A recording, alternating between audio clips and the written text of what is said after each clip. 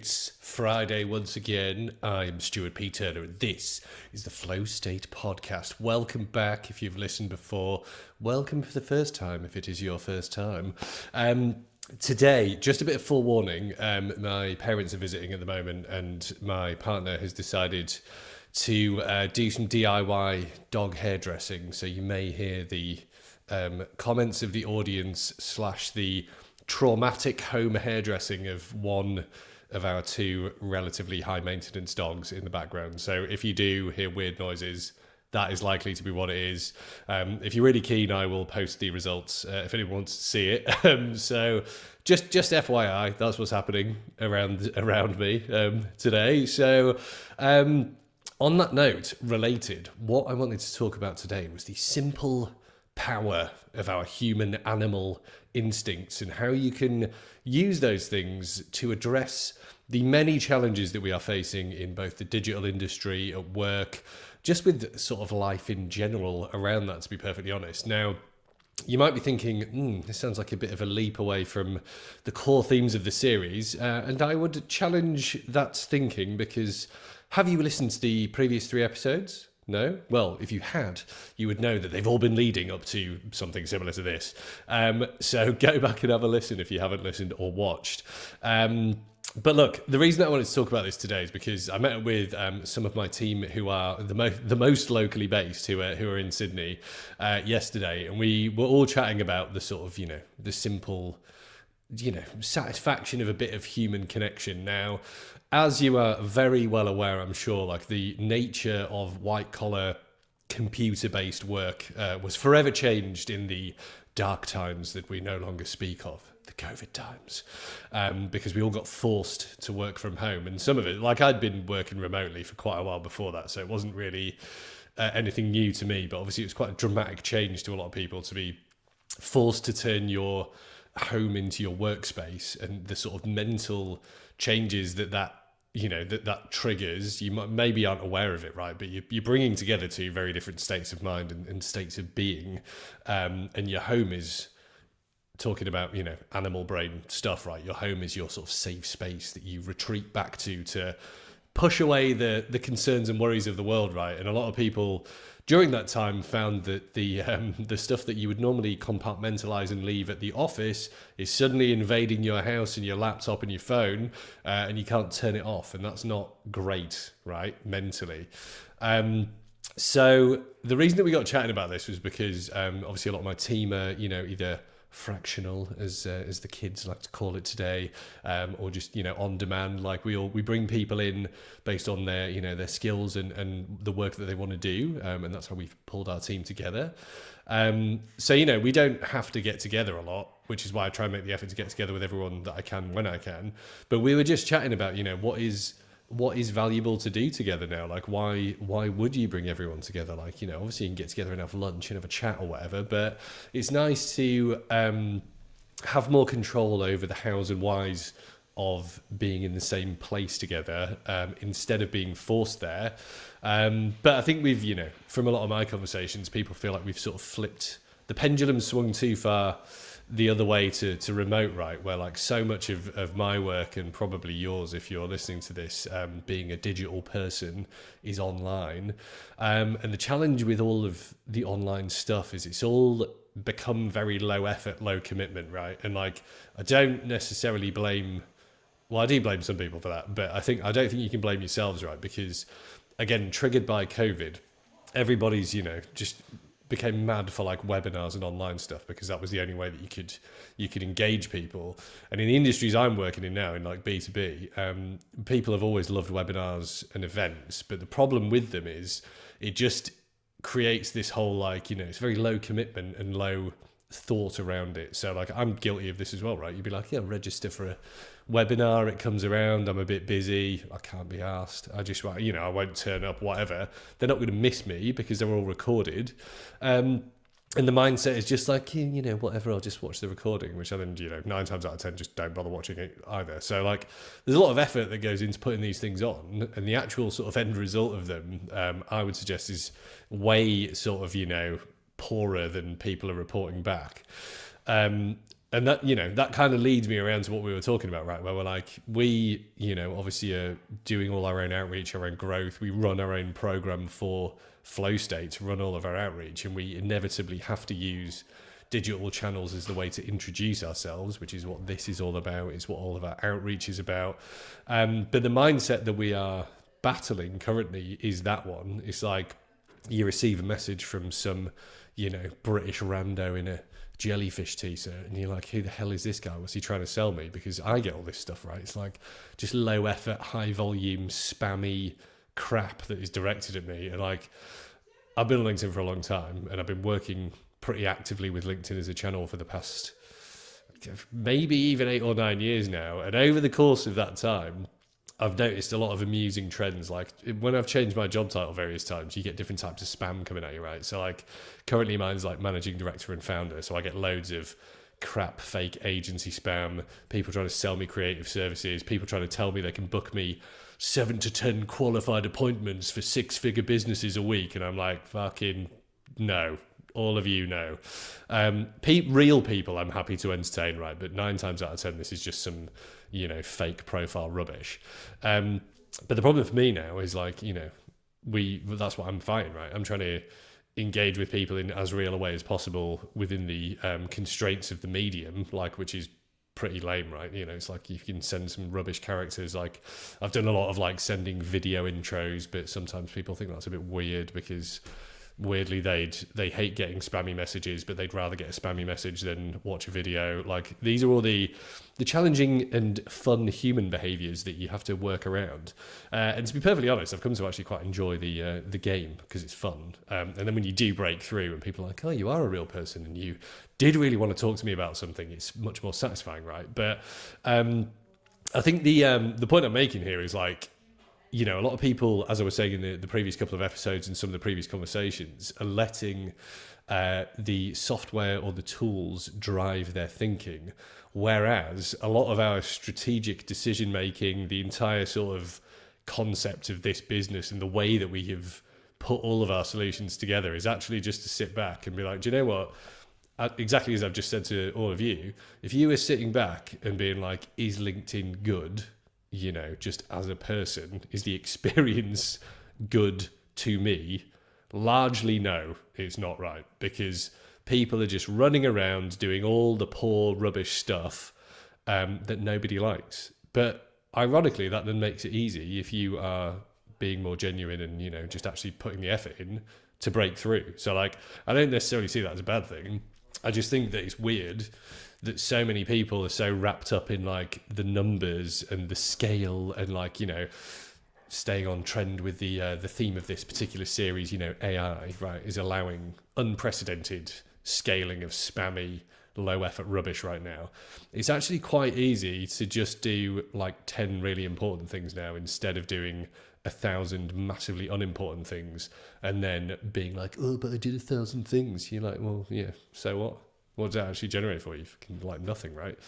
And I was saying this yesterday to my colleague Ross when I met with him, right? Where Flow State is not built to be a huge millions of clients business, right? We work with a small handful of clients and we do like bigger work and we want to have deeper relationships. So the, sniper style approach, well, let's not say sniper, let's say the well thought out and, sort of effort-filled approach we've taken to researching people that we want to talk to has paid dividends, right? Because we've worked with probably 6 or 7 big clients and accounts over the course of the last 4.5 years, and that's exactly what we were aiming to do when we started the business. So like we didn't need any of the scaled rubbish to do that. It's just been all me and 2 or 3 other people who've driven all of that, and we've just been careful and methodical and thought through everything that we're doing. So like I'm not just trying to big myself up here, which is maybe a bit what it sounds like, but like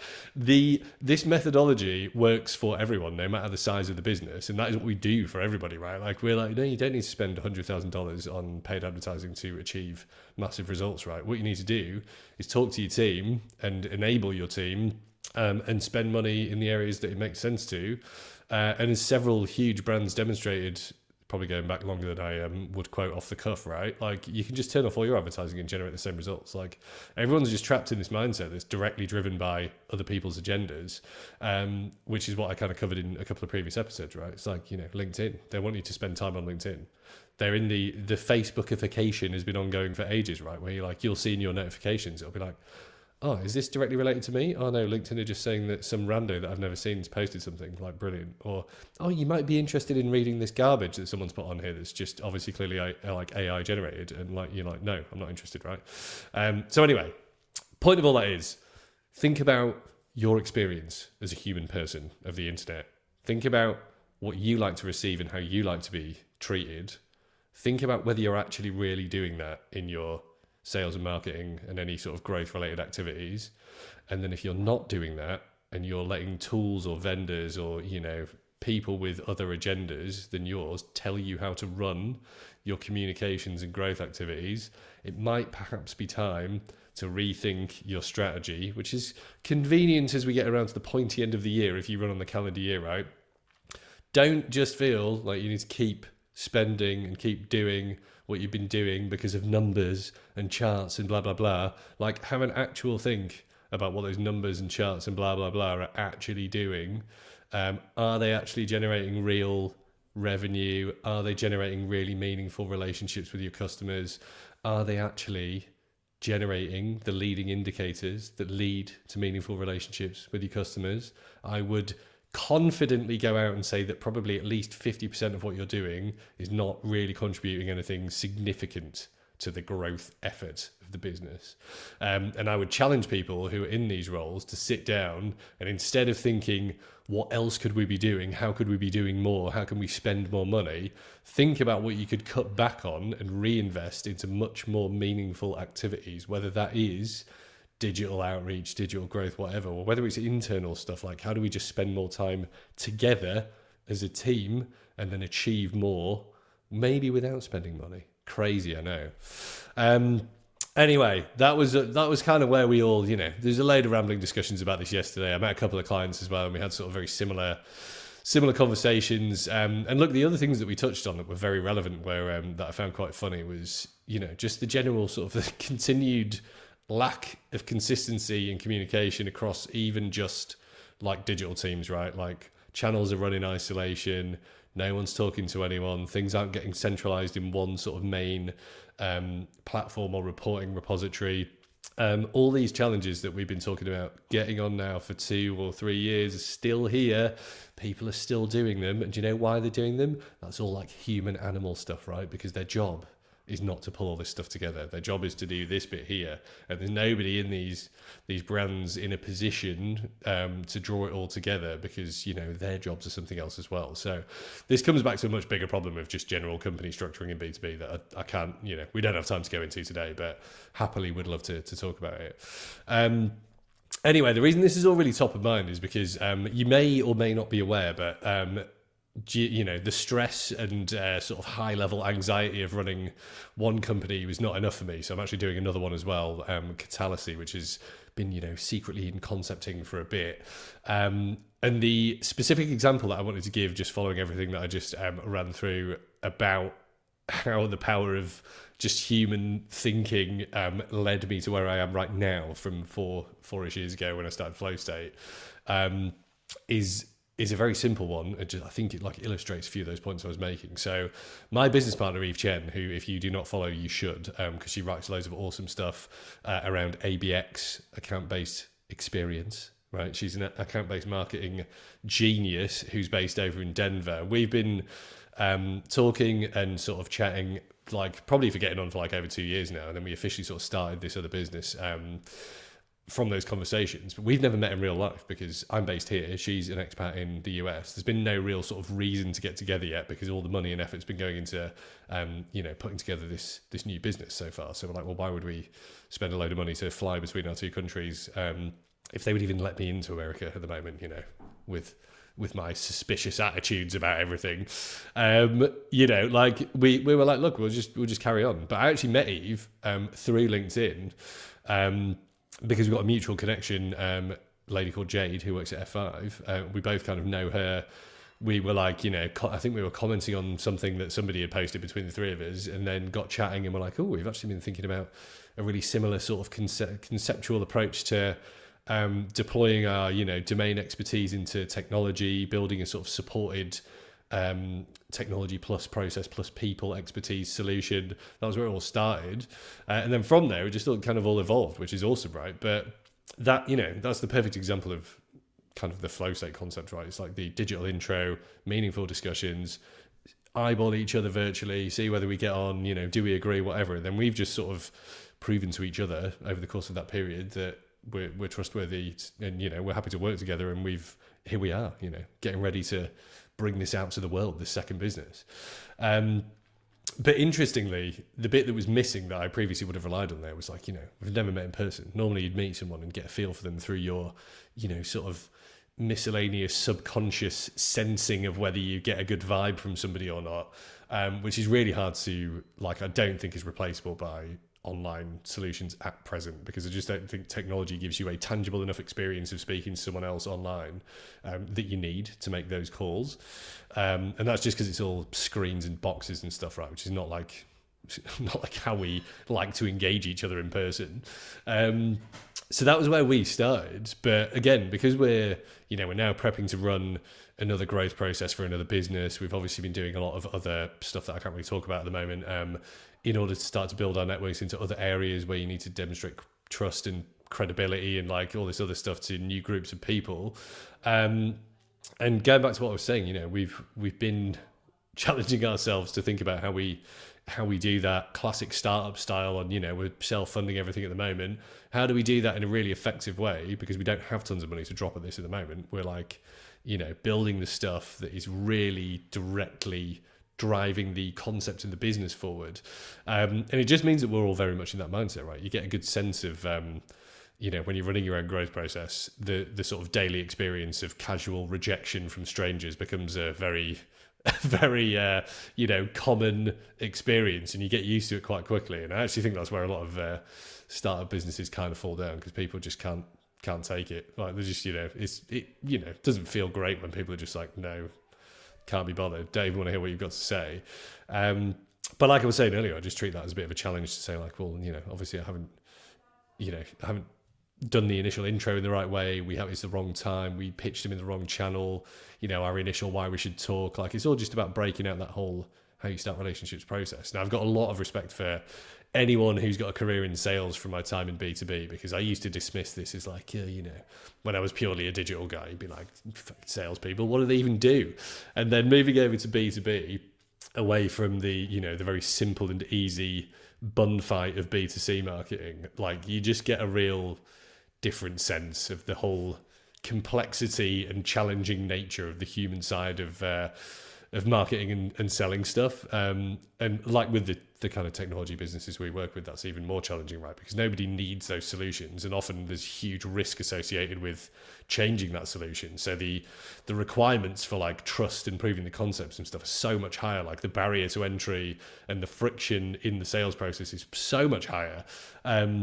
So yeah, great work, anyone who's in BD, sales, whatever. Like, you're doing a good, typically very thankless job where you just get, doors slammed in your face left, right and centre. So it's good stuff. And I'm amazed that people keep such a positive attitude, given that sometimes that's what they do literally day to day, every day. And people are just like, no, who are you, whatever.